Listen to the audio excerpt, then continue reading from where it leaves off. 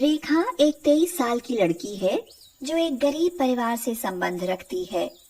उसके पिता एक गरीब फैक्ट्री वर्कर हैं और उसकी माँ घर के काम के साथ साथ दूसरों के घरों में भी सिर्फ इसलिए काम किया करती है ताकि अपनी बेटी को पढ़ा लिखा सके।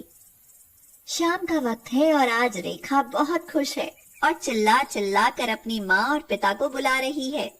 माँ, पिताजी, माँ। हाँ बेटी, क्या हुआ? क्यों चीख रही हो? पिताजी कहाँ हैं? पिताजी हाथ मुंह धो रहे हैं, पर हुआ क्या? पहले पिताजी को भी आने दो। अजी सुनते हो? जल्दी आओ। हाँ भाग्यवान, क्या हुआ? क्यों चिल्ला रही हो? अपनी बेटी से पूछो। क्या हुआ बेटी? पिताजी, मेरी नौकरी लग गई है एक बड़े मल्टीनेशनल में। क्या? ये तो बहुत खुशी की बात है। देखा जी, मैं कहती थी ना कि हमारी बेटी बहुत आगे बढ़ेगी। अरे तो मैं भी तो यही कहता था। हम तुम पर बहुत नाज करते हैं बेटी। ये कहकर पूरा परिवार एक दूसरे के गले मिलता है और रेखा के अगले दिन ऑफिस जाने की तैयारी में जुट जाता है। अगले दिन सुबह रेखा वक्त पर अपने ऑफिस चली जाती है। वो अपना काम कर ही रही होती है, तभी वहां एक और रेखा की ही उम्र की लड़की आती है जिसका नाम शनाया होता है। उसके आते ही सब खड़े हो जाते हैं और उसे गुड मॉर्निंग विश करने लगते हैं। रेखा भी खड़ी हो जाती है। वो लड़की रेखा को देखकर कहती है, रेखा, तुम यहाँ कैसे? मुझे यहाँ जूनियर लेवल पर जॉब मिली है। ओह जूनियर, तो गुड मॉर्निंग बोलो। Good morning Shanaya. अपने सीनियर को यहाँ पर सर या मैडम कहते हैं, तो गुड मॉर्निंग मैडम बोलो। Good morning madam. गुड, आधे घंटे में मेरे कैबिन में मिलो। जी जी मैडम। ये कहकर शनाया वहां से चली जाती है। तभी उसके साथ बैठी लड़की रेशमा रेखा से कहती है, इससे बचकर रहना, बड़ा घमंड है इसमें। अच्छा, आपका नाम क्या है? मेरा नाम रेशमा है। तुम और मैं साथ में ही काम करेंगे। ओह, मेरा नाम रेखा है। Nice name. शुक्रिया।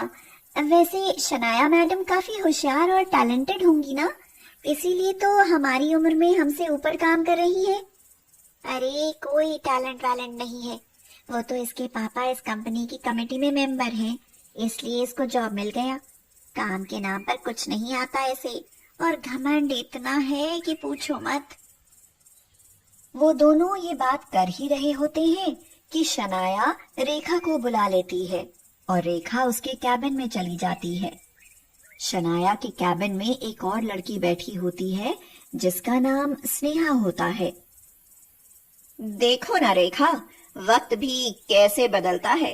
कल तुम स्कूल में हमेशा टॉप करती थी और फिर भी आज मैं तुमसे ऊपर हूँ। जी मैडम। पढ़ाई लिखाई से कुछ नहीं होता। मेरी जैसी किस्मत हो तो कामयाबी आपके कदम चूमती है। और सुन, आज से तू मेरे कैबिन के बाहर बैठकर काम करेगी। जब मैं बुलाऊं सीधा अंदर आ जाइयो और जो काम बोलूं वो कर दियो। जी जी मैडम। अच्छा, अब जा मेरे लिए एक कॉफी ले आ। पर मैडम, कॉफी लाना तो मेरा काम नहीं है। पर आज से है, जल्दी जा। और हाँ, कैपुचिनो लाइयो। जी मैडम। पता है ना कैपुचिनो क्या है? क्योंकि तुम तो गरीब हो ना, कभी कॉफी पी भी है? रेखा ये सुनकर अपनी आंखें नीची कर लेती है। अरे क्या मैं मजाक कर रही हूँ? जल्दी जा और लेकर आ कॉफी। रेखा वहां से चली जाती है। तभी स्नेहा कहती है, क्यों बेचारी का मजाक बनाया? कोई बेचारी नहीं है, क्लास में फर्स्ट आकर बड़ा इतराती थी, सभी टीचरों की चहेती बनी फिरती थी। अब मेरी कॉफी लेकर फिरा करेगी। अरे पर वो तो बेचारी नहीं आई है अभी से। तू तो मुझे सिखा मत और चुपचाप जाकर अपना काम कर। ऐसे ही दिन बीतते जाते हैं। शनाया कभी रेखा से कॉफी मंगवाती, कभी अपना बैग और कभी कुछ और सामान।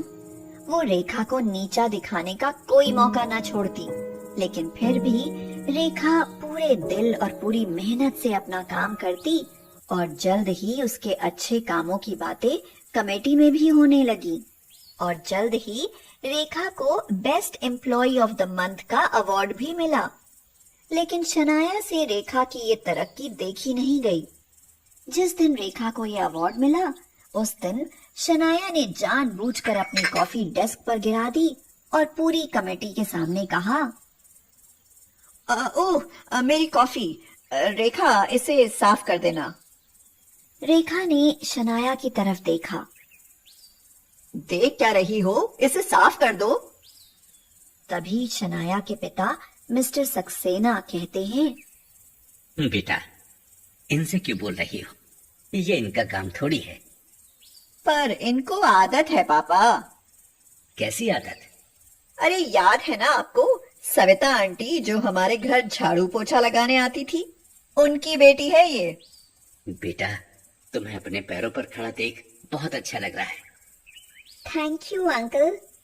हाँ, और यहाँ तुम्हारा काम ये नहीं है, तो ये सब करने की जरूरत नहीं है। तुम अच्छे से काम करो बस।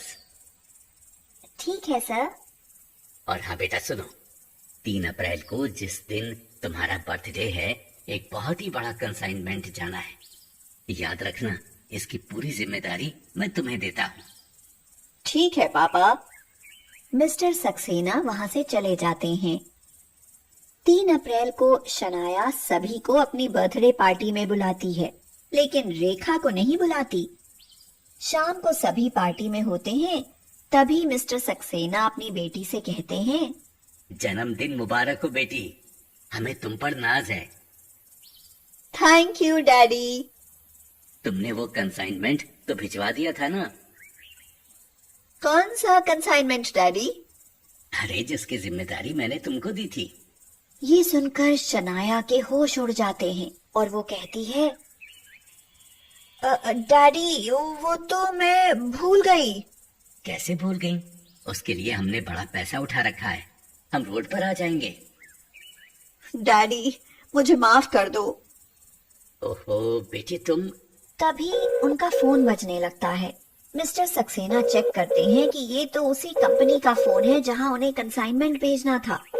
ये उनका फोन है, अब वो कंसाइनमेंट कैंसिल कर देंगे। वो फोन उठाते हैं, बात करते हैं और कहते हैं, क्या बेटी तुम भी मजाक करती हो? कंसाइनमेंट तो वहां पहुंच गया। जी सर, मैडम ने टाइम पर सब काम कर दिया था, वो बस आपके साथ मजाक कर रही थी। अरे बेटा, तुमने तो मुझे डरा ही दिया। ये कहकर मिस्टर सक्सेना वहां से चले जाते हैं। उनके जाने के बाद शनाया कहती है, मैं तो भूल गई थी, फिर कंसाइनमेंट तूने किससे भिजवाया? नहीं, रेखा ने भिजवाया और उसने ही कहा था कि तुम्हारे पापा को ये बोले कि तुमने भेजा है। ये सुनकर शनाया को पछतावा होता है। वो ड्राइवर को भेजकर रेखा को उसके घर से बुलाती है और उससे माफी मांगती है और फिर उसके साथ मिलकर केक काटती है।